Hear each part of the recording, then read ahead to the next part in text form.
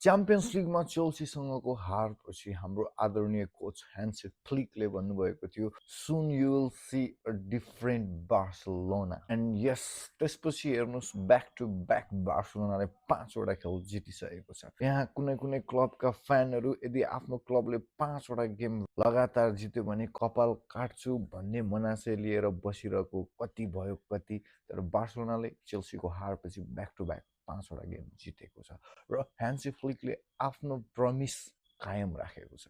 र यो देख्दाखेरि मलाई एकचोटि त्यो के याद आउँछ भन्दाखेरि लियोनल मेसी दाजुले 2022को वर्ल्ड कपमा साउदी अरबियासँग हारिसकेपछि यही भन्नुभएको थियो क्या, यस्तै भन्नुभएको थियो क्या, धैर्य धारण गरौँ, हामी निराश बनाउने छैनौँ भनेर।